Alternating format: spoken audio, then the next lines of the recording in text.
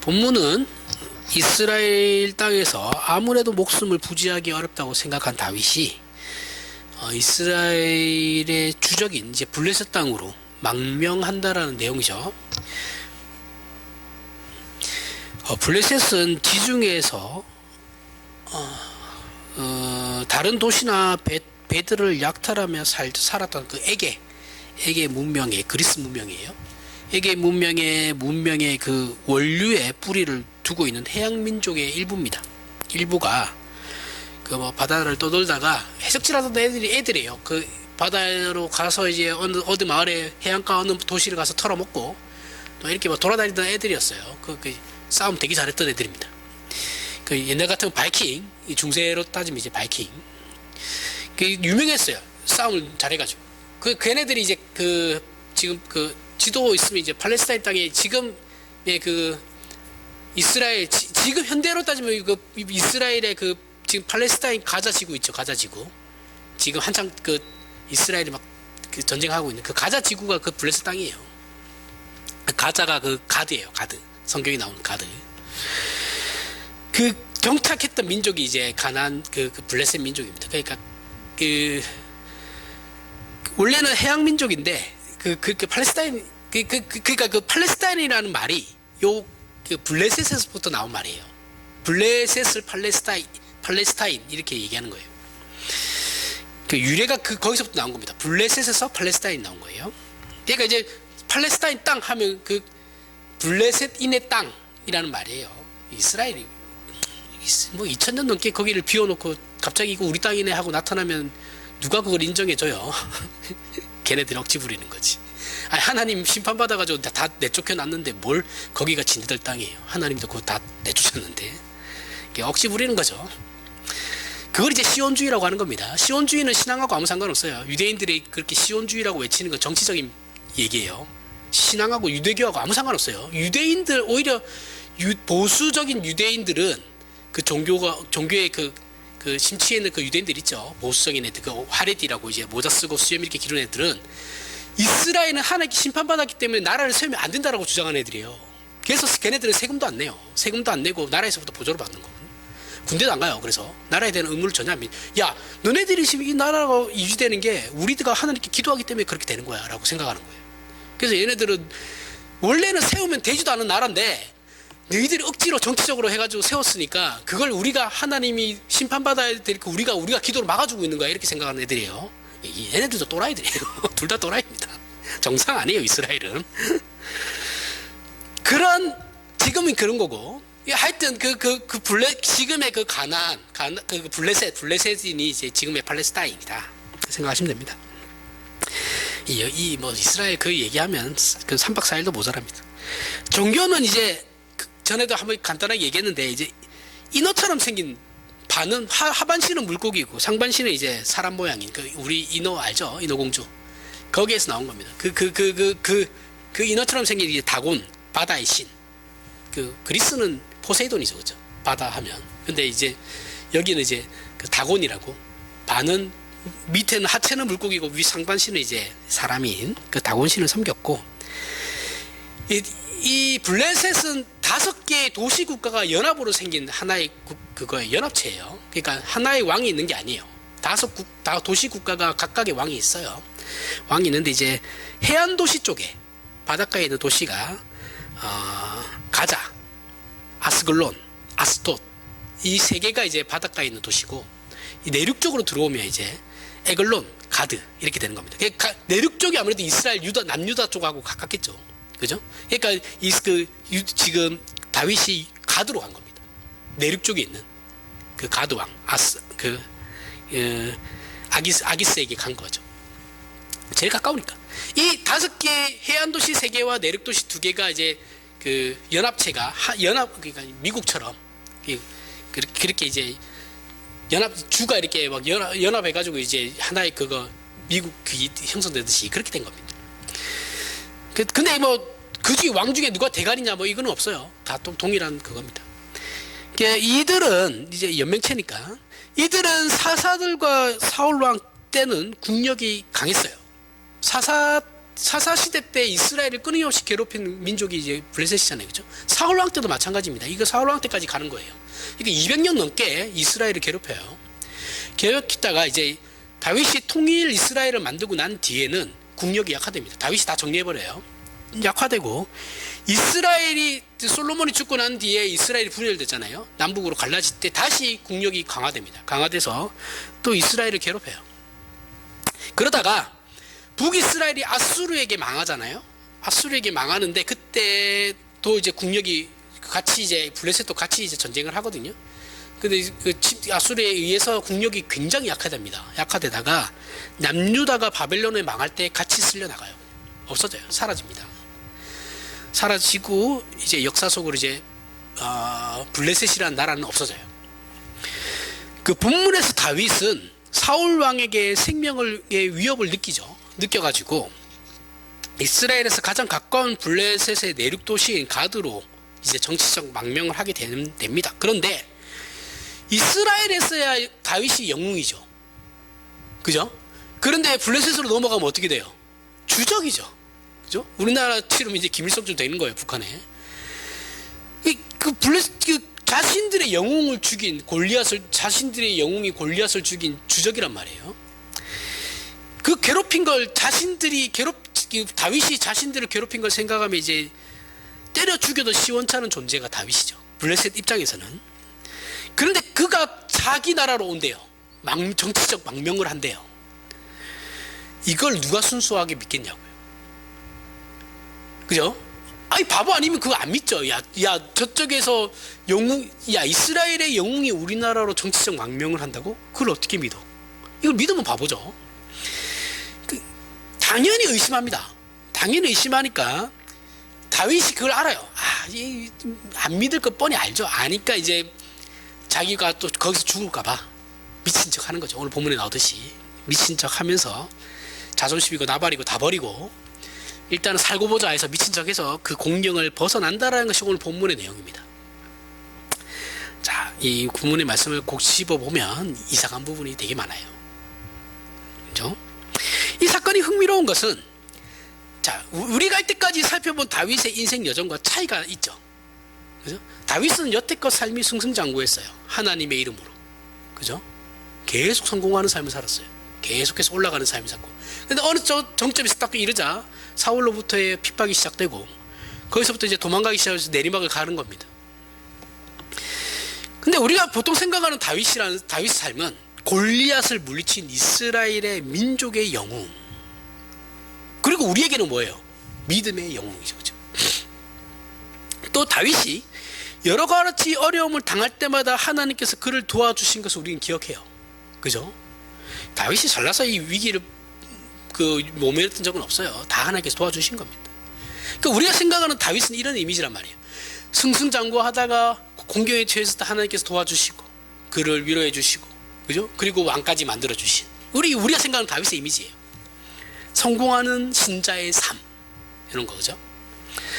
하지만 오늘 본문에서 다윗은 오늘 본문을 읽으면서 여러분들이 우리가 느껴야 되는 게 뭐냐면 생각해 봐야 되는 게 뭐냐면 도대체 하나님은 왜 여기에 등장하지 않으시나 이 부분이에요. 다윗이 지금 공경에 처했단 말이에요. 공경에 처하고 어쩌면 죽을 수도 있는 그 타임에 왜 하나님께서 등장하지 않으신가 라는 겁니다. 여기 우리가 의문을 품어야 돼요. 전혀 하나님의 보호를 받지 못하고 있구나. 왜요? 자존심이고 나버리고 지금 신앙이고 다 버리고 지금 미친 척 하는 거잖아요. 요때 당시에 지금 사회하고 생각하시면 안 돼요. 이때는 그 자존심과 개인의 명예가 목숨보다 중요할 때입니다. 그죠? 그걸 다 버린 거예요. 야, 저렇게까지 해서 살아야 돼? 한 나라의 장군이었던 자가? 그런 거예요. 멸시받는 거예요. 그렇게 되면. 전혀 지금 하나님의 보호를 받지 못하고 다윗이 자기 혼자서 스스로 목숨을 마치 부지하고 있는 것처럼 느껴지죠. 그죠? 여기를 우리가 이 부분을 우리가 잘 생각해 봐야 되는 겁니다. 자, 우리는 지난 시간에 다윗의 생애는 하나님의 은혜의 통치 아래 있는 생애라고 했어요. 그죠? 그래서 사울과 다르다 그랬어요. 사울 왕의 생애는 율법 아래 있는 생애라고 그랬어요. 그렇죠? 그래서 이 둘을 비교하면서 우리가 대조를 했어요. 그래서 다윗이 다윗과 사울의 그 극명한 차이를 우리는 압니다. 그런데 어떻게 하나님의 통치 아래에 있는 다윗의 인생이 이런 고난 속에, 고난의 연속 속에 있을 수 있는가 라는 것과, 그가 골리앗 앞에 섰을 때 담대하고 확신에 찬 그 헌신적인 하나님의 사람으로, 하나님을 위하여, 그리고 하나님을 대신하여 골리앗을 물리친 영웅적이고 아름다운 모습과는 전혀 지금 다른 모습이죠. 그죠? 침을 질질 흘리면서 자기 머리를 막 문에다 박으면서, 그죠? 미친 척을 하는, 그저 자기 목숨 하나 부지하기 위해서 한 나라의 영웅이고 한 나라의 장군까지 했던 사람이, 왕이 될 수도 있는 사람이, 그죠? 저렇게까지 못나고 비굴하게 처신하도록 하나님은 왜 저를 내버려 두시냐라는 거죠. 이거 우리 삶에 그대로 적용하면 돼요.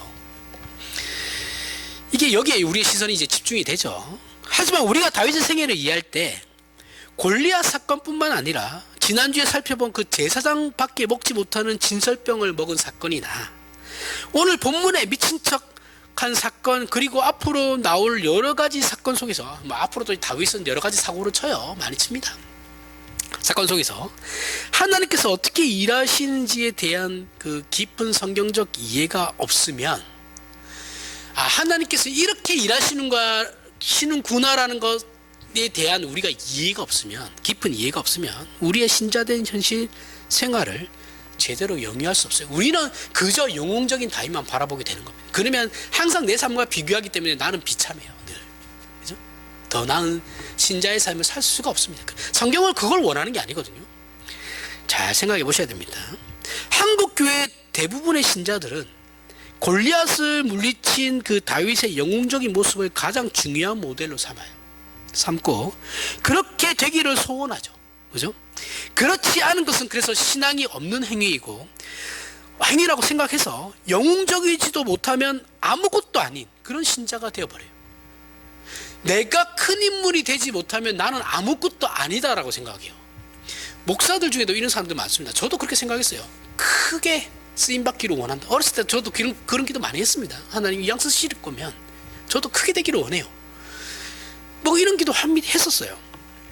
근데 그게 아니고, 아닌 거는 시골에서 작은 목회를 하는 목사님들은 아무것도 아닌 것처럼 느껴져요. 그때는 저도 그랬어요. 근데 그게 아니다라는 것도 이제 알게 되는 거죠. 그 한국 교회는 지금도 그렇게 생각하죠.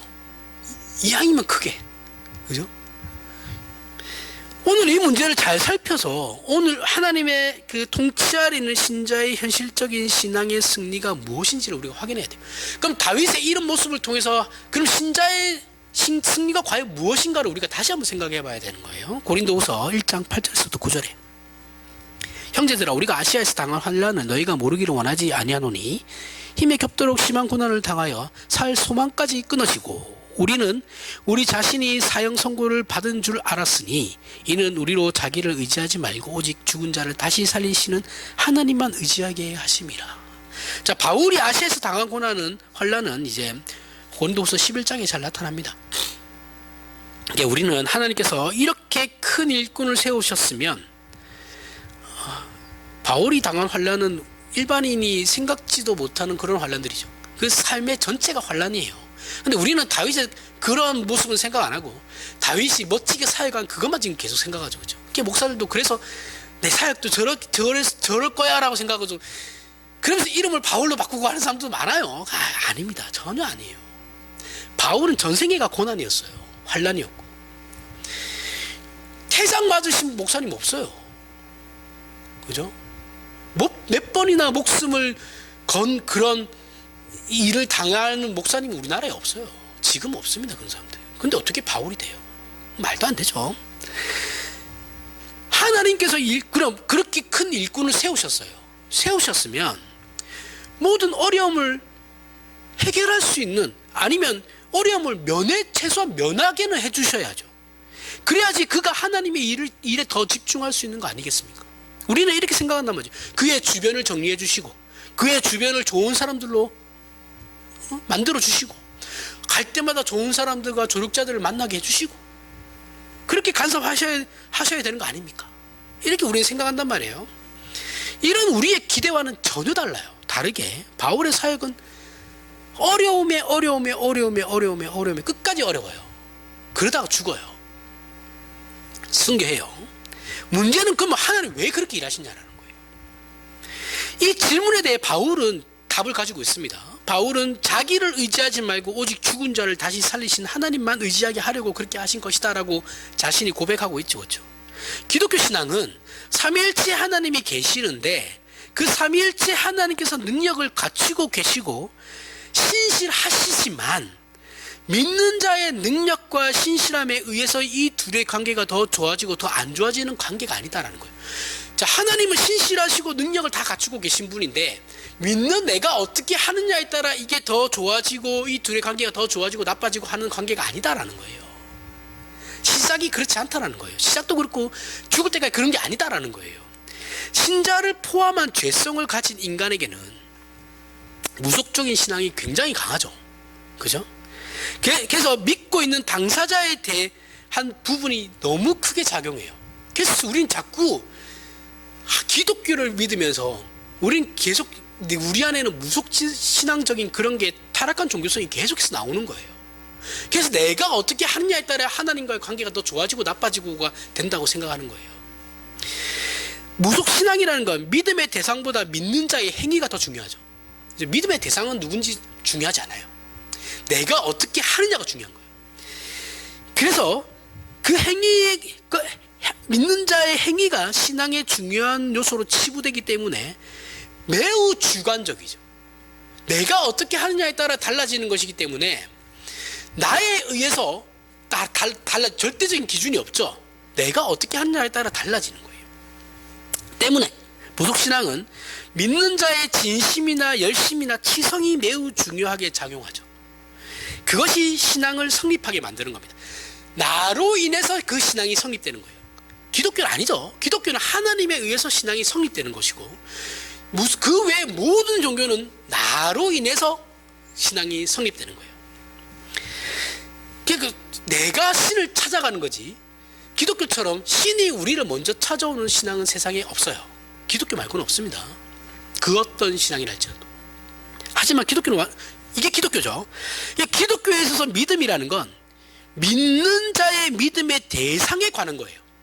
그러니까 믿음이라는 건 내가 하나님을 향한 믿음이 더 좋냐 나쁘냐의 문제가 아니고 내가 믿는 그 하나님이 어떤 분이냐가 중요한 거예요.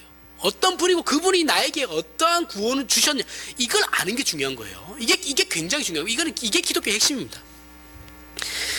대상에 가는 거예요.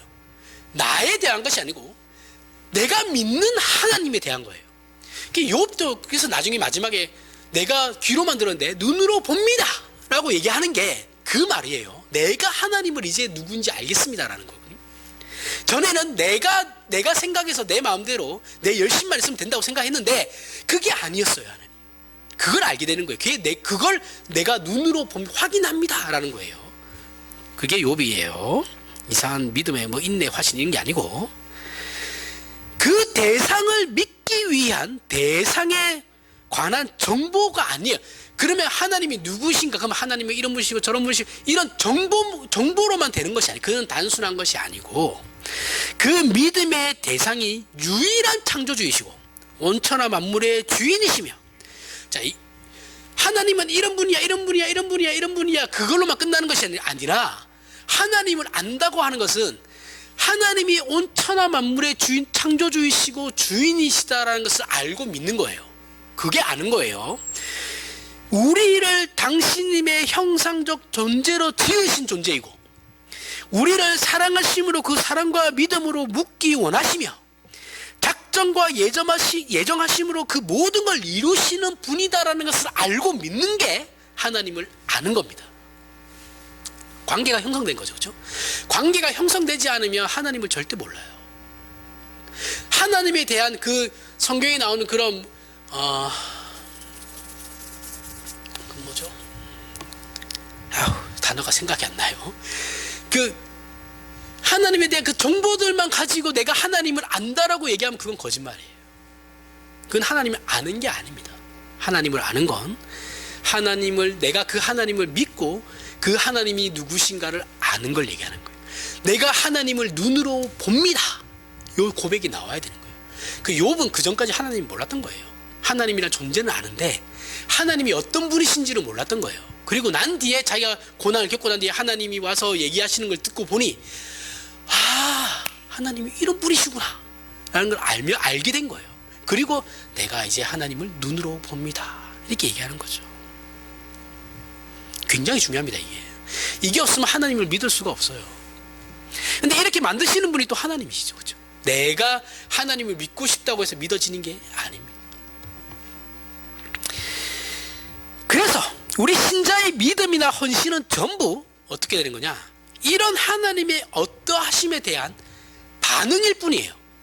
내가 열심히 믿었기 때문에 하나님이 나에게 이게 아니고 이런 하나님이구나, 이런 하나님을 알게 되었으니 당연히 그것에 대한 반응이 일어나는 거죠. 그렇죠? 이 반응은 내가 만들어낸 게 아니죠. 내가 그 하나님을 알게 되었기 때문에 내 안에서 그거에 대한 당연한 반응이 일어날 뿐인 거예요. 이게 내가 하나님을 향한 사랑이다라고 얘기하는 겁니다. 우리는 그 반응을 하지 않아요. 그죠? 이거 누가 반응이라고 하니까 이거 되게 싫어하던데 반응이 맞아요. 아니 지가 듣기 싫다고 해서 그게 아닌 게 아니에요. 사람들이 좀 이상해요. 자기가 생각할 때 아니다, 네가 아닙니다라고 해서 아는 게 아니라 성경이 말하는 걸 얘기하라고. 왜 성경이 아닌 걸 왜 지 느낌이 아닌 것 같다고 해서 아니라고 얘기하냐고. 그거는 내가 복음이죠. 그죠? 지가 마음대로 해석하는 거고. 사람은 하나님의 그 사랑에 대한 반응을 할 뿐이에요. 우리 안에서 어떠한 사랑의 능력이 있는 게 없어요. 그런 건 없습니다. 그러나 우리의 모든 신앙적인 어떠한 것들은 그 하나님을 아는 것에 대한 반응일 뿐이에요. 그 정도예요. 그 반응을 누가 더 잘하냐 못하냐 그 차이 정도예요. 우리의 깨우침이나 심지어 우리의 의지마저도, 내가 하나님을 향한 그 의지마저도 이 신앙을 성립시키는 조건이나 내용으로서는 아무것도 되지 않습니다. 내가 무언가를 할 수 있다고 생각하는 것 자체가 문제예요. 기독교에서는 그게 성립이 안 돼요. 그런 차원에서 우리 신자의 믿음은 은혜죠. 그죠? 내가 한 게 없으니까요. 내가 한 게 없잖아. 내가 한 게 만들어낸 것도 없고, 내가 이 반응을 내가 만들어낸 것도 아니에요. 하나님께서 당신님을 우리에게 계시하시니까 우리가 우리 안에 택자로서의 그 안에 그게 반응이 일어난 거였거든요. 선택받은 자로서의. 이해하시죠? 그래서 복인 거예요. 예수 그리스도는 우리가 죄인이었을 때 이 땅에 오신 분이에요. 그죠? 늘 강조하잖아요. 내가 예수를 알게 되고 나서 예수를 내가 영접한 게 아니죠. 나는 예수라는 존재에 대해서 알지도 못할 때 예수께서 나를 위해서 죽으신 거예요. 우리가 요청하기도 전에, 내가 알기도 전에 하나님께서 이미 그렇게 다 작업을 해놓으신 거죠. 그죠? 그렇게 찾아오셔서 우리의 현실적 필요를 고백하기도 전에 하나님께서 찾아오시는 거예요. 나는 전혀 인식하지도 못하고 인지하지도 못했던 때 하나님께서 찾아오셔가지고 내가 하나님인데 이렇게 얘기하시는 거예요. 그럼 하나님이 누구십니까? 내가 이런 존재야. 아브라함에게 하나님 찾아오셨듯이 갑자기 어느 순간에 전혀 예상하지 못했는데 나의 어떠함은 하나도 없을 때 그때 하나님 찾아오시는 거죠. 그래서 어떤 의미에서 기독교 신앙은 우리 신자의 열심이, 그게 문제는 뭐냐면 기독교 신앙에 있어서 이런 의미에서 어떤 의미에서는 그래서 기독교 신자의 열심이 문제를 일으켜요. 그죠? 교회에서 문제 일으키는 사람은 신앙이 없는 사람이 아니에요.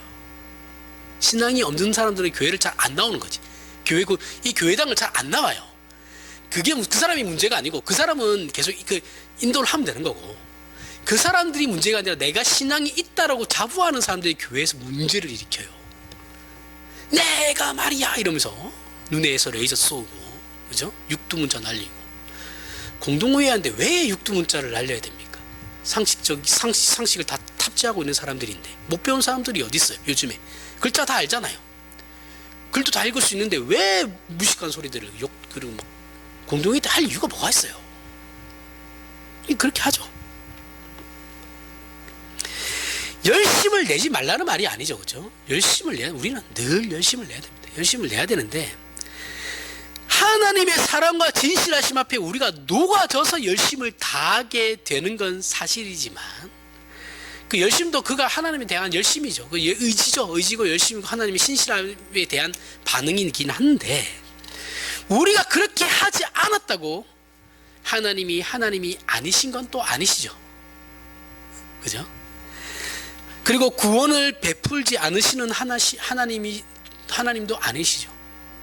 내가 열심을 안 낸다고 해서 하나님이 아니신 건 아니고, 그렇다고 해서 그 하나님 나에게 주실 복을 거두어 가시는 분도 아니에요. 내 운명이, 내 변화된 신분이 다시 변화되는 것도 아닙니다. 그런 게 아니에요. 그렇죠? 이런 측면에서 기독교의 믿음은 하나님께서 당신님을 우리 자신에게 알리시고 찾아오신 것에 대한 결과예요. 우리가 가지는 신앙이라는 건 결국 뭐냐면, 하나님께서 당신님을 우리 자신에게 계시하시고 알리시죠. 그죠? 그렇게 찾아오신 것에 대한 결과일 뿐이라고요. 내가 무언가를 내 안에서 만들어낸 건 하나도 없습니다. 그게 기독교의 다른 종교와 가장 큰 차이예요.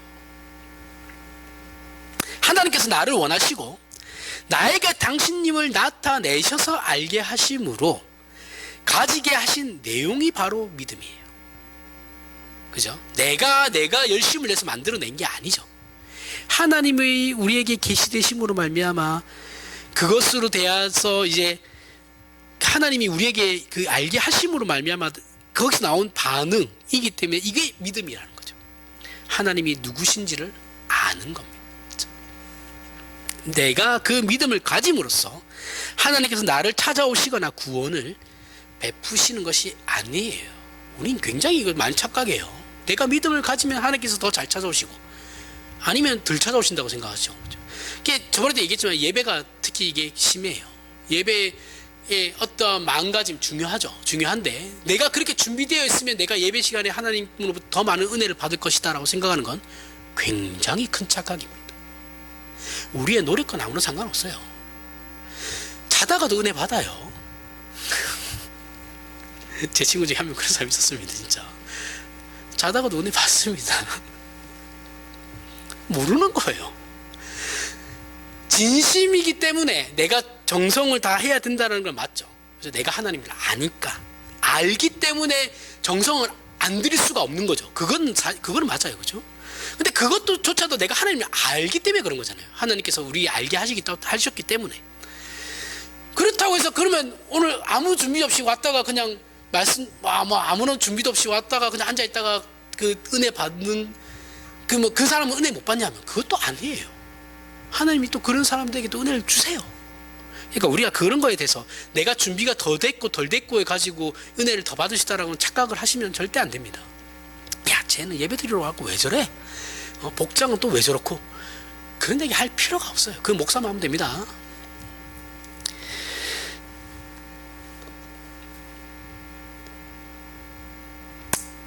오직 하나님의 원하심이에요. 하나님의 원하심입니다. 하나님의 원하심과 능력과 진실하심과 찾아오심의 결과라면 기독교 신앙이 성립이 되는 거예요. 다른 그 어떤 것도 여기에 끼어들 수 없어요. 우리에게 구원이라는 걸 그렇게 결과시키는 거예요. 이렇게 부름받은 신자들에게 하나님께서 필수적으로 하시는 작업이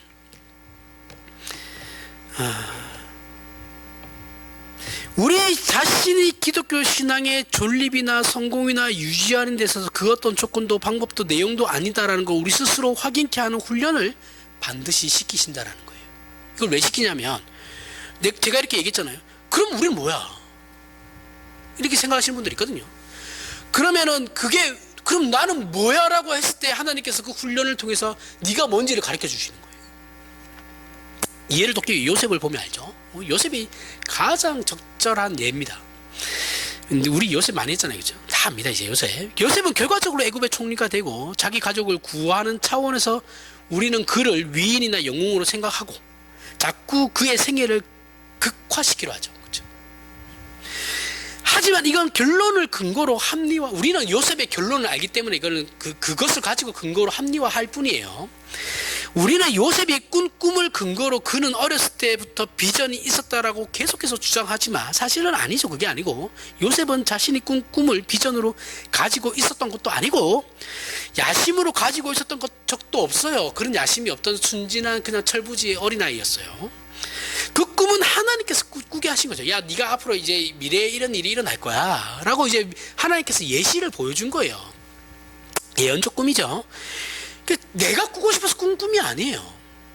꿈이라는 거 내가 꾸고 싶다고 해서 그런 거 아니잖아요. 그렇죠? 그가 자신이 꾼 꿈을 형들과 아버지에게 말했던 거 뭐라고요? 그냥 지가 생각해도 개꿈이니까 말 터무니없는 이런 꿈을 꿨기 때문에 그냥 얘기한 거죠. 물론 요셉의 순진함이 한몫한 겁니다. 요셉은 철이 없어요. 만약 그가 정말 그런 야심을 가지고 있었다면 제가 늘 얘기하지만 형들에게 절대 얘기하지 않습니다. 그죠? 뭔가를 큰 생각을 가지고 꿈을 가지고 있는 사람들은 그걸 미리 얘기하면 내가 위험해져요. 절대, 특히 고대 사회에서는 그죠? 절대 얘기하지 않습니다. 나 혼자만 알고 있지. 그리고 때가 됐을 때 그걸 밝히는 거죠. 기본이잖아요. 기본. 형들의 질투가 뻔하게 안 그래도 지가 미움받는데 이 얘기하면 형들로부터 질투받게 야지 내가 언제 죽을지 모른다. 이게 뻔하잖아요. 그죠? 그런 요셉에게 왜 이런 일이 필요했냐라는 거죠. 왜 요셉이 이런 고난을 받아야 되냐. 요셉은 바로의 친위대장 보디발의 집에 노예로 있을 때 억울한 사건으로 옥에 갇혔을 노예로 있을 때나 억울한 일로 말미암아 옥에 갇혔을 때나 하나님께서 그와 함께 하심으로 형통한 자라고 성경은 강조해요. 요셉은 하나님께서 함께하는 형통한 자라서 형들에 의해서 노예로 팔려갔어요. 그죠? 형통한 자입니다. 형통한 자에서 형들에게 미움을 받았고 형통한 자에서 형들에 의해서 노예로 팔려갔고 형통한 자에서 억울하게 옥살이도 했고 세상에 이런 형통을 원하는 사람은 없죠. 하지만 성경은 이게 형통하다라고 얘기하고 있거든요. 요셉은 결국 총리가 돼요. 애굽에.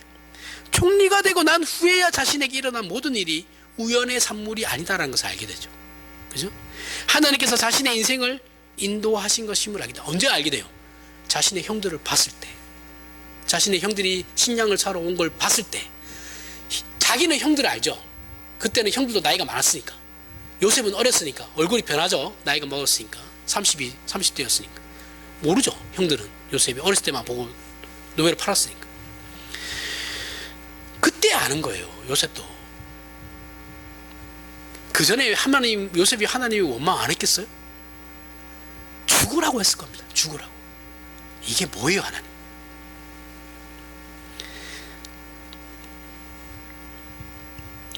이것 때문에 하나님께서 자신에게 그런 꿈을 꾸게 한 것이다라는 걸 알게 되죠. 형들이 진짜 와서 자기에게 절을 했거든요. 그리고 본문의 다윗이 가드왕 아기스 앞에서 미친 척하는 사건으로 우리가 확인해야 하는 것은 뭐냐면 요셉이 총리가 되는 그날까지 그의 인생의 과정 가운데서 하나님께서 자신에게 복을 주시고 자신을 총리로 만드시려고 하신다라는 걸 단 한순간이라도 느꼈을 가능성은 전혀 없죠. 요셉이 노예 생활하면서 내가 총리가 될 거라고 생각했을 것 같아요? 어떻게 합니까? 노예인데 내일 안 죽으면 다행인데. 그럼 옥에 갇혔어요. 내가 지금 옥에 갇혔지만 내가 이 나라의 총리가 될까? 정치범 수용소거든요. 거기 정치범이 갇히는 감옥이에요. 사형 안 당하면 다행이죠. 근데 내가 총리가 될 거라고 믿었다고요? 그런 게 어디 있어요?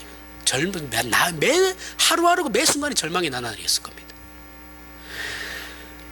전혀 없죠. 내가 자신이 총리가 될 거라는 생각은 전혀 없었습니다. 그가 느낀 감정과 생각은 언제나 내 인생은 이게 뭔가였을 거예요. 그는 어렸을 때부터 아버지 야곱에 의해서 신앙교육을 받았을 것이고 하나님의 존재에 대해서 분명히 알았을 겁니다. 그럼 당연히 하나님 뭐 하십니까? 내가 여기서 지금 억울하게 고통받고 있잖아요. 내가 믿는 하나님, 우리 아버지가 믿는 하나님은 이런 하나님이 아니라고 들었는데 왜 내 기도에 응답 안 하시고 하나님 정말 살아 계시긴 하신 겁니까? 이 기도를 안 했을 것 같아요. 맨날 했을 겁니다. 맨날. 별의 별 생각을 다 했을 거예요. 이게 지금 우리가 가진 신앙의 갈등과 무엇이 다르냐고요. 요셉이 이런 기도도 하다가 나중에 지쳐서 안 했을 거예요. 그냥 모른 척하자.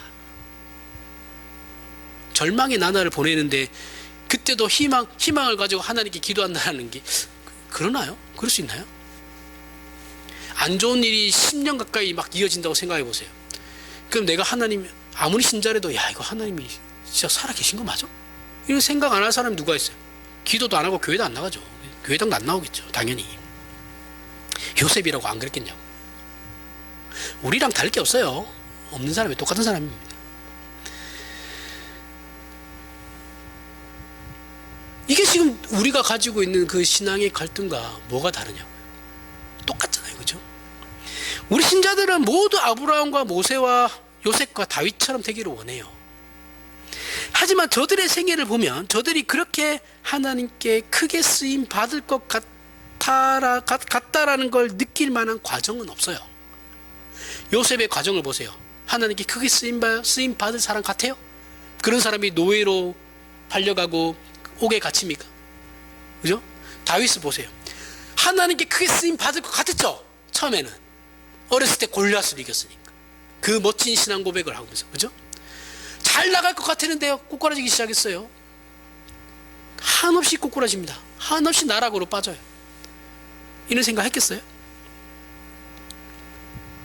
그런 과정이 있나요? 모세는 왕자였어요. 잘 나갔죠. 잘 나갔습니다. 결국 살인해가지고 도망자 신세가 돼요. 미디안에서 양이나 치는 목동이 돼요. 그가 처음부터 목동이었으면 목동된 걸 그냥 운명으로 받아들였겠죠. 고대 사회니까. 그죠? 그때는 신분제 사회였으니까. 근데 아니었어요. 그는 왕자였단 말이죠. 왕자였다가 목동을 하면은 그 안에 갈등이 없었겠어요? 그는 어렸을 때부터 하나님에 대해서 알고 있었어요. 엄마가 유대인이었으니까. 그죠? 히브리인이 있으니까. 그러면 그가 하나님에 대해서 원망하지 않았겠습니까? 했죠. 왜 안 해요? 패권국인 애굽의 왕자, 권력의 핵심이었다고요. 그러다가 깡시골로 처박혀가지고 자천되는 것 정도가 아니죠. 그죠? 그의 마음이 어땠겠냐고. 내가 나 잘못한 것, 내 욕심에 그렇게 한 것도 아니야. 내 민족을 위해서 그렇게 한 거였어. 그런데도 이 꼴 당했다고요. 근데 안 억울하겠어요? 날마다 억장이 무너졌을 겁니다. 내가 그때 왜 그랬을까? 우리는 우리의 삶을 깊이 이해해야 됩니다. 그래서 하나님께서 우리의 인생 전 과정을 통해 무엇을 하시려는지를 봐야 돼요. 그 길은 전부 아브라함이 걸었던 길이고 모세가 걸었던 길이며 요셉이 걸었던 길이고 다윗이 걸었던 길이에요. 그 길은 어떤 길입니까? 우리가 가지는 하나님과의 관계, 하나님을 안 것, 하나님을 믿고 사는 것에서 무엇이 내용이고 방법이며 근거와 운명이 오직 하나님께만 있다는 걸 아는 것이죠. 그죠? 아는 길입니다. 그것을 알기 위해 저들이나 우리는 훈련이 필요한 거다라는 거죠. 요셉이나 다윗이나 모세나 할 것 없이 다 그 과정을 거쳤어요. 우리도 그 과정을 지금 거치고 있잖아요. 그죠? 우리는 아직 결과가 없었을 뿐이고 결과가 나타나지 않았을 뿐이고 이들은 우리가 알기 때문에 결과가 나타난 걸 본 것뿐이에요. 그죠? 옛날 사람들이니까. 저들이나 우리나 동일하게 훈련이 필요한 겁니다. 기독교 신자에게 이것부터 중요한 건 없어요. 그것은 우리로 하여금 기독교 신앙의 모든 내용에 우리가 더할 것도 없고 우리로 인하여 감수할 것도 없다라는 거예요. 감수할 것도 없으며 변화되거나 취소될 것도 없음을 아는 중요한 문제입니다. 우리는 이런 하나님 은혜의 수혜자라는 감격을 빼앗기지 않기 위해 이런 훈련이 반드시 필요하다는 거예요. 하나님께서 우리에게 더 하나님의 힘을 각인시키기 위해서 이 훈련이 필요하다는 거예요. 아닌 신자는 세상에 없어요. 이런 과정을 거치지 않는 신자는 신자가 아니에요. 그 누구나 다 이 과정을 거칩니다. 그냥 우리가 볼 때 그 사람의 속상정을 모르기 때문에 겉으로 드러난 그것으로 우리가 판단할 수는 있어도 그 사람 속에 들어가도 다 똑같아요. 우리가 열심을 내고 진심이 있을 때는 그 신앙이 성립이 되고 내가 못났을 때는 그것이 취소되는 그런 불안함 속에 있으면 신자의 삶은 하루도 평안할 날이 없어요. 누구 어떤 신학처럼 내가 열심을 내야 청당에 구원받는다라고 생각하면 하루도 편할 날이 없습니다. 그 구원은 불완전한 구원이잖아요. 그죠? 하나님이 구원하시는데 불완전한 구원을 주신다고요? 말이 안 되잖아요. 아니, 완벽한 신이시잖아요. 완벽하게 일하시는 분인데 그럼 구원은 불완전하게 한다고요?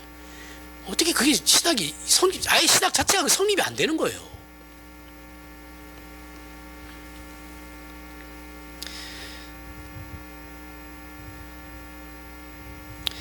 굉장히 중요한 문제죠. 우리가 이 신앙의 존립과 유지에 어떤 큰 몫을 해야 한다면 우리는 못 살아요.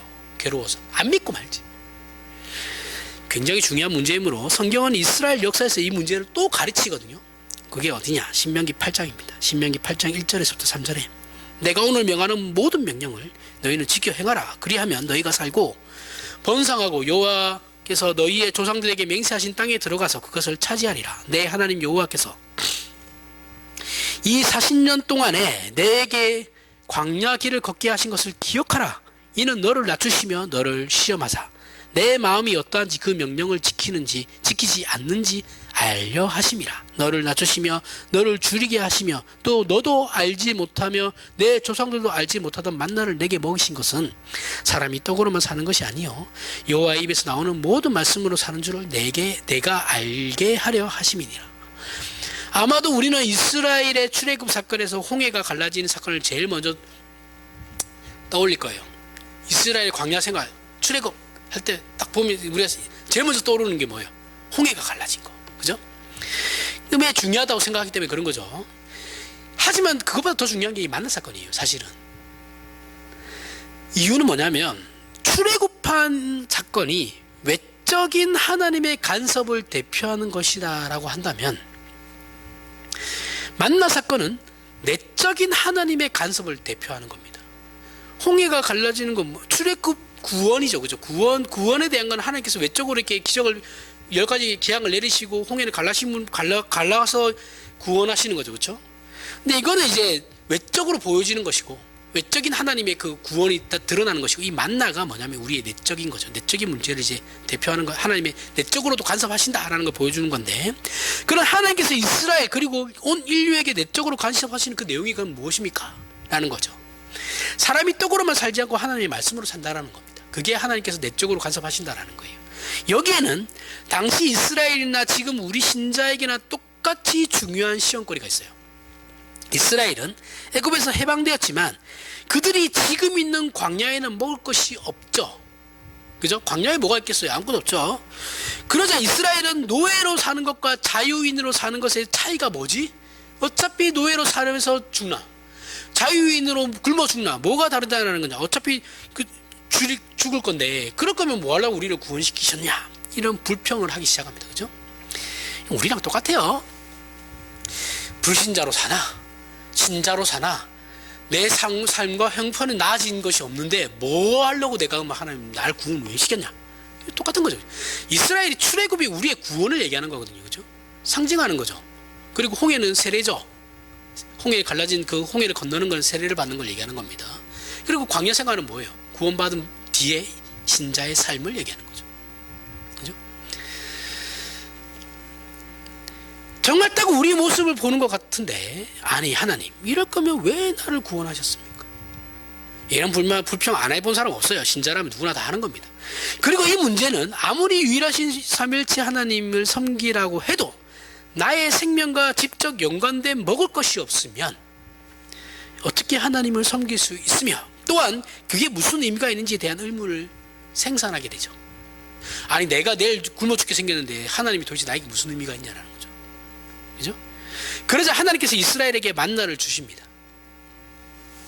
하나님께서 만나를 주심으로 이스라엘이 하나님의 말씀에 순종하는지 그렇지 않은지를 시험하시죠.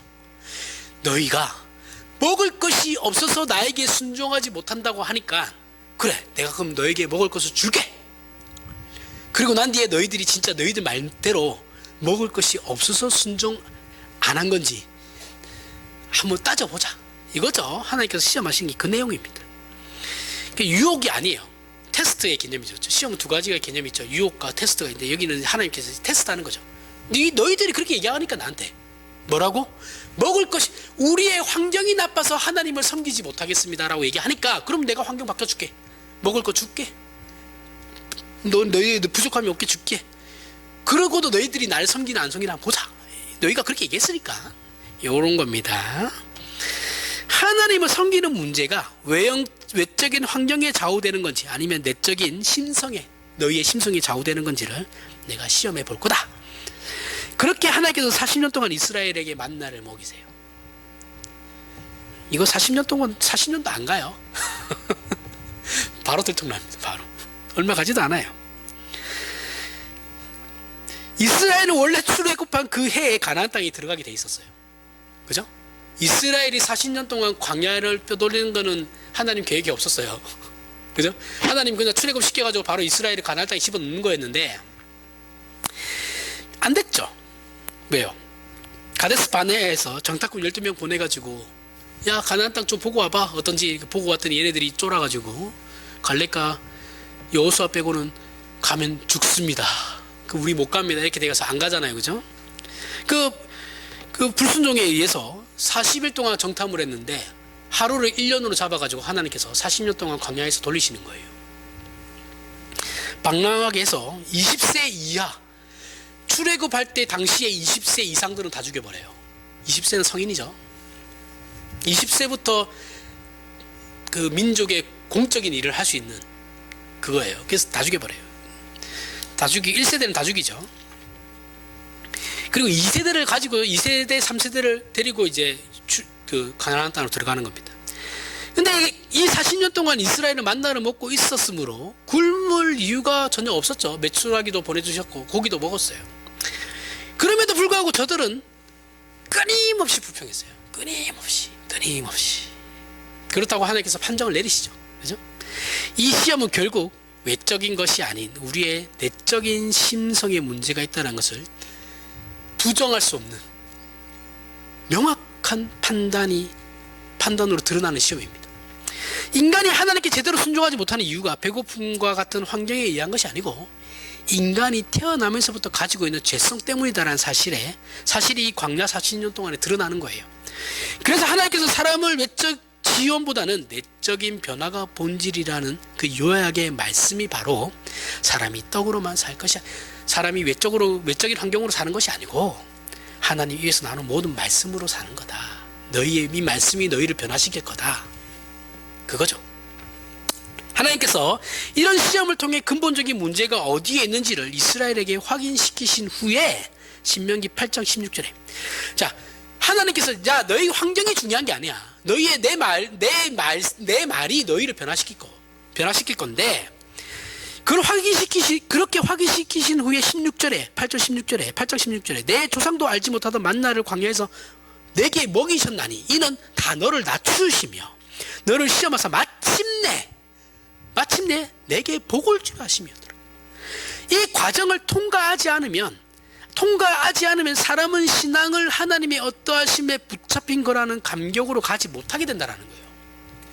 이런 과정을 통과해야지만 하나님의 어떠하심에 내 신앙의 근거를 둘 수 있게 된다는 거예요. 만약에 그렇지 않다면 내 의지의 싸움으로 신앙을 내 의지의 싸움과 나의 유능함이나 무능함 그렇게밖에 생각하지 못한다라는 거예요. 나의 유능함이나 무능함으로 내 신앙이 어떻게 달라질 거다. 또는 내가 어떤 의지를 가지느냐에 따라 내 신앙이 달라질 거다. 이렇게 생각하게 된다라는 거예요. 이것이 이스라엘의 40년 광야 생활을 통해 모든 신자와 전 인류에게 가르치는 하나님의 말씀입니다. 그래서 다윗의 그 미친 척함으로 공경을 벗어난 그 다윗이 이런 시를 쓰게 돼요. 시편 34편입니다. 이 시의 그 제목이 이제 위에 보면 다윗이 아비멜렉 앞에서 미친 채 하다가 쫓겨나서 지은 시라고 되어 있어요. 아비멜렉이라 나오거든요. 근데 이제 본문에서는 가드왕 아기스라고 나오잖아요. 그렇죠? 여기서 시편에서 아비멜렉이라는 그 얘기하는 거는 블레셋 그 5 왕들 있죠. 그렇죠? 5 왕들을 그냥 아비멜렉이라 했어요. 그 왕의 호칭이에요. 블레셋 왕은 그 누구도 그냥 아비멜렉이라 했어요. 그 의미입니다. 별명 같은 거예요. 별명. 블레셋 왕을 아비멜렉이라 했어요. 어쨌든 이 시는 다윗이 본문에 나오는 사건을 경험하고 지은 시인데 그 안에 이제 내용이 좀 달라요. 자, 오늘 본문에서 보면 다윗은 지가 미친 척 해가지고 침 질질 흘리면서 대가리 박으면서 이렇게 지가 어쨌든 미친 척해서 살아남았잖아요. 근데 이 시를 보면 내용이 완전 다릅니다. 한번 볼까요? 1절부터 7절에 내가 여호와를 항상 송축하며 내 입술로 항상 주를 찬양하리이다. 내 영혼이 여호와를 자랑하리니 공고한 자들이 이를 듣고 기뻐하리로다. 나와 함께 여호와께 광대하시다 하며 함께 그의 이름을 높이세. 내가 여호와께 간구하매 내게 응답하시고 내 모든 두려움에서 나를 건지셨도다. 그들이 주를 앙망하고 광채를 내었으니 그들의 얼굴은 부끄럽지 아니하리로다. 이 공고한 자가 부르짖음에 여호와께서 들으시고 그의 모든 환난에서 구원하셨도다. 여호와의 천사가 주를 경외하는 자를 둘러 진치고 그들을 건지시는도다. 언제요? 언제 천사가 와서 구원해줬어요?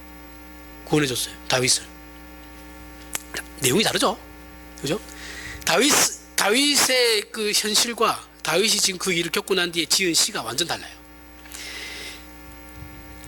오늘 본문에 있었던 그런 다윗의 그 처참함에 대해서는 하나도 기록되고 있지 않아요. 그렇죠? 그 다윗은 하나님께서 도와주지 않아서 자존심 다 버리고 미친 척까지 해서 죽을 수도 있었던 상황에서 벗어났어요. 그런데 시편에 나오는 다윗의 고백은 자신에게 어려움이 닥쳤을 때 하나님께서 천사를 보내어 아기스 왕을 죽이고 자신을 건져낸 것처럼 또는 하늘의 천군 천사가 자기를 호위하면서 블레셋을 항복시켜 자신은 마치 그 자리에서 의기양양 뒤돌아서면서 그 위기를 벗어난 것처럼 마치 그렇게 경험한 것처럼 시를 쳤어요. 그죠? 우리가 하는 신앙 고백이나 우리의 소원은 전부 이런 찬송의 시와 같이 하나님께서 천군 천사를 보내서 세상이라는 골리앗을 이겨 의기양양하게 우리의 신앙이 확인되기를 원하죠. 하지만 본문에서 다윗의 현실은 뭐라고요? 하나님께서 아무런 도움을 주지 않아 혼자 자신의 생명을 보존하고 그렇게 처절한 현실을 겪고 나서 이 시를 지은 겁니다. 그죠? 사실 이런 게 어떻게 가능한지가 의문이죠. 아니 하나님이 도와주신 것 같지도 않고 지 혼자 미친 척 해가지고 자존심 다 버리고 미친 척 해가지고 살아남았는데 나와서는 마치 하나님이 천군 천사를 보내서 나를 구원해 준 것처럼 그렇게 어떻게 이게 가능할까? 근데 우리는 오늘 오늘 전체의 내용을 여기에 묶어서 생각을 해야 됩니다. 그러니까 다윗의 그 사건을 미친 척한 사건을 이 시편에 묶어서 생각을 해야 돼요. 하나님 없이 다윗은 그 어떤 형편을 대처할 능력은 고사하고 하나님의 사람다운 품위와 신앙을 유지할 실력도 없는 것을 우리는 확인을 할 수 있죠. 하나님의 사람인 다윗이 블레셋으로 망명한 일은 아무리 편들고 싶어도 해서는 안 될 일이었어요. 잘한 일이 절대 아니에요. 절대로 가면 안 되는 곳에 지가 간 거예요. 블레셋에서 위기에 처했을 때도 하나님의 사람답게 정정당당하게 죽을 용기가 없었어요. 다윗이 마치 우리는 다윗 생각하면 생명도 불사하고 이렇게 생각하잖아요. 아니에요. 이 사람은 죽기 싫어가지고 미친 척 한 거예요. 무서워가지고. 대단한 사람이 아니에요. 똑같은 사람이에요. 그걸 우리 지금 확인하죠. 본문을 통해서. 이거 나중에 또 나발 사건도 똑같아요. 다윗 보면 그 성깔이 어디 안 갑니다. 욱하는 성격. 저랑 비슷해요. 욱하는 성격은. 하나님께서 간섭하시지 않고 놓아두자. 한 개인의 능력과 신신합이라는 것이 아무것도 아니다라는 것이 밝혀지는 내용이 오늘 본문입니다. 그죠? 다윗이 미친 척을 했다라는 게 다만 그 위기를 벗어나기 위한 임기응변의 도를 넘어서 말하자면 다윗이 하나님의 종이고 신자인 것을 다 내팽개친 거예요. 지금 하나님의 사람으로서 그 자존심조차도 버린 거예요. 그저 살기 위해서 발버둥 친 거라고요. 이런 못난 경험을 통해서 다윗이 깨달은 게 인간이 무엇이고 상대적으로 밖에 이해할 수 없지만 절대적인 하나님의 신실하심이 어떠하며 그분께서 어떻게 믿음의 주가 되실 수 있는지를 자신의 한 행동을 통해서 확인한 거예요. 그래서 이 시를 지은 거라고요. 내가 하나님의 도움을 받지 못하는 것 같고 내 스스로 하나님 날 보호해 주시는 것 같지 않아서 내가 내 잘못된 선택으로 말미암아 미친 척 해가지고 목숨만 겨우 부지해서 살았지만 이것도 돌아보니 하나님의 은혜더라 라는 거예요. 그런 임기응변이 내 실력으로 나올 수 없는 임기응변이었다라는 거예요.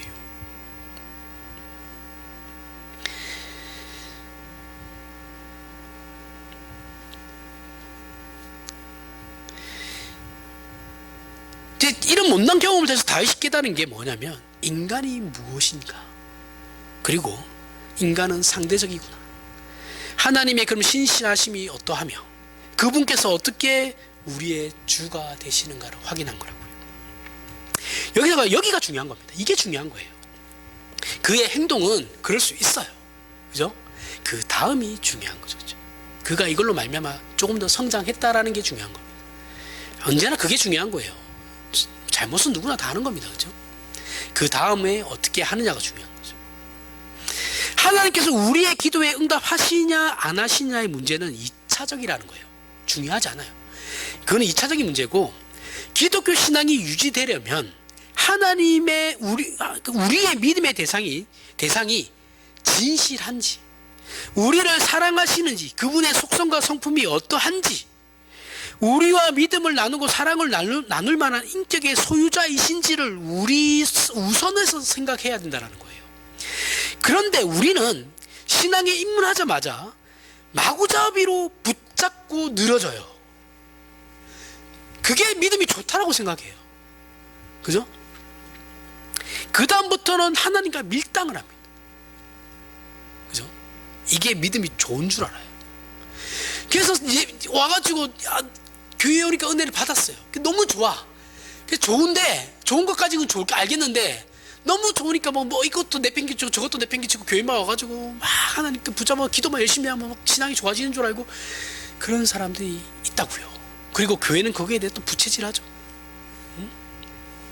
열심히 있을 때, 불 들어올 때 노를 줘야지. 교회 봉사 열심히 하세요. 도대체 그거랑 무슨 상관인지 모르겠어요. 저는. 우리는 하나님의 인격과 성품과 속성과 우리를 향한 약속과 관심과 원하시는 작정과 계획과 일하시는 방법의 아름다움이나 경이로움과 같은 것으로 확인되는 하나님께서 누구신지에 대한 생각은 전혀 없습니다. 하나님이 누구신가에 대한 생각을 우리는 안 해요. 그저 나에게 복 주시는 분, 예수 믿으면 잘 된다고 했으니까 앞으로 기도 열심히 하면 잘 되겠지, 막연하게 믿어요. 그죠? 전혀 기독교적인 신앙을 가지지 않은 채 믿고 있어요. 그리고 나중에 목사가 그게 아니다라면, 아닌데요 목사님, 내가 체험한 하나님이 이런 하나님인데요. 아유 무슨 그거는 저간에 가도 다 되는 거예요. 이단 가도 다 돼요. 그런 거는 성경이 말하는 하나님 믿어야죠. 그래야 기독교인이지. 그저 구원 얻는 그 순간의 감격에만 매달리고 그 다음부터는 무슨 일만 있으면 쪼르륵 매달려서 자신의 필요를 얻으려고만 하지, 성경이 말하는 하나님의 영광과 존귀와 위엄에 대해서는 우리는 아무런 관심이 없습니다. 아무런 관심이 없어요. 그래서 우리의 신앙생활은 하나님께서 우리를 아브라함과 다윗과 모세처럼 안 해주시니까 우리의 사소한 것은 다 신앙과 무관한 것이고, 또 열심을 내지 않아도 우리 잘못이 아닌 것처럼 되어버렸죠. 하나님이 안 주신 거니까. 유치하죠. 내가 진심을 바쳤는데 하나님께서 들어주시지 않으신 거잖아요. 내 인생에 간섭하지도 않으셨잖아요. 나도 이제 대충 그래서 살 겁니다. 열심히 해봐야 되는 게 없던데 내가 뭐 하려고 열심히 믿습니까? 하나님 저에게 할 말 있으십니까? 이렇게 되어버린 게 한국 교회예요. 얼마나 시작부터가 잘못된지 아시겠죠? 개판입니다. 그래서 진짜 이게 교회가 아니에요. 지금 교회를 교회로 생각하지도 않고, 교인들도 목사도 교회가 뭔지를 몰라요. 개판이에요. 그래서 진짜 말 그대로 개판입니다. 지 마음대로 해요. 지 마음. 사사시대 같아요. 그렇지 괜찮다라고 성경이 말하고 있는 거예요. 본문에서 다윗이 그런 경험을 한 겁니다. 골리앗과 마주서서 양 진영에서 지켜보는 전투에서가 아니라 우리의 삶의 정황 속에서 이웃과 대면한 자리에서, 아니면 나 혼자 있는 그 자리에서 하나님의 자녀로서 하나님의 은혜의 통치 아래서 모든 것을 합력하여 선을 이루실 것이라는 믿음을 가지고 순종하며 감격할 수 있는지를 성경은 다윗을 통해서 우리에게 묻고 있는 거예요. 너네 환경 말고 진짜 내가 하나님 됨에 의해서 너희가 나를 섬기고 있냐? 내가 너희들에게 그 베풀고 있는 그 모든 과정을 통해서 내가 선을 너희에게 이룰 거라는 것을 너희가 믿고 나를 하나님으로 믿고 있는 거냐? 그렇게 묻고 있는 거라고요. 여기에 우리는 아멘 안 해요. 절대로. 그죠? 당장 내가 고난받기 싫으니까요. 그 아멘하면 고난받을 것 같잖아. 당연히 없던 고난도 찾아올 것 같고, 그렇죠? 우린 또 그렇게 얘기하죠. 말에 힘이 있어요. 신자는 말에, 그런 개소리 하지 마세요. 우리 말에는 힘이 없어요. 어디서 그런 개소리를 날립니까? 우리에게 무슨 능력이 있는데요? 아무 능력 없어요. 우리는 내가 신자가 뭔가를 해서 선한 영향력을 미치는 건 하나님께서 나를 통해서 일하시는 것 뿐이에요. 그건 언제든지 막힐 수 있는 거예요. 어디서 이상한 개소리들을 하고 있어.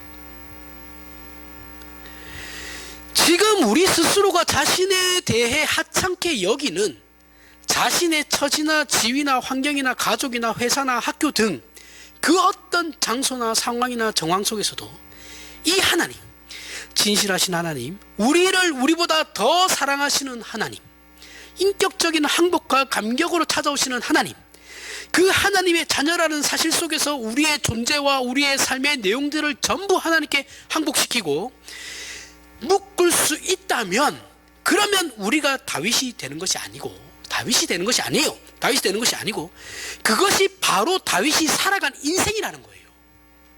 그때서야 내가 다윗이 되는 것이 아니고 그가 살아간 삶을 우리도 동일하게 살게 된다라는 거예요. 기적의 삶이고 모든 신자에게 허락된 감격스러운 신앙이라는 겁니다. 다윗의 승리가 주어질 거다라는 거예요. 우리는 이런 신자가 되어야 한다라고 성경이 지금 가르치고 있는 겁니다. 근데 우리는 이거 안 듣죠. 우리는 이런 거 필요 없어요. 내 삶은, 내 일상은 중요하지 않아. 뭐가 중요해요? 큰 일을 하는 게 중요해요. 역적을 남기고 역사에 남을 일들을 하는 게 중요해요. 목사들 특히 이런 게 심하죠. 교회 안에서 뭔가를 남겨야 되는, 뭔가를 그렇게 지어대요. 독립열사가 되라고 성경이 한 번도 얘기한 적 없어요. 우리에게. 신자는 독립열사, 목숨을 걸고 물론 신앙을 지켜야죠. 우리의 신앙은 그렇게 지키는 건데 그런 식으로 일을 하지 않으세요. 하나님은 그렇게 되려고 하지 말고 우리는 그저 우리에게 주어진 일을 하면 되는 겁니다. 그 일상을 신실하게 살면 돼요. 그리고 하나님께서 그런 우리를 지켜보고 계시다라는 걸 잊지 마시라는 거예요. 그런데 우리는 현실 속에서 신자로 사는 것들을 다 포기하고 끊임없이 영화에나 나올 만한 이야기들을 요구해요. 드라마틱한 그런 성공, 그죠? 간증에서는 간증도 하는 사람들 얘기하는 것처럼 마치 이렇게 됐다가 저렇게 확 이런 성공, 그런 게 나에게 일어나기를 원하죠. 그것만이 신앙이라고, 그게 믿음 좋은 거라고 생각하죠. 그것만 그래서 갈망하고 있어요. 그게 아니라는 거죠.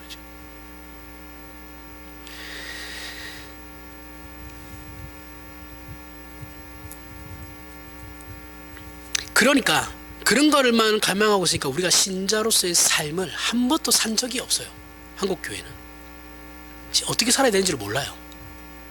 신자가 뭔지를 모르니까. 구원이 뭔지도 몰라요. 구원이 그냥 죽으면 천국 가는 걸 알아요.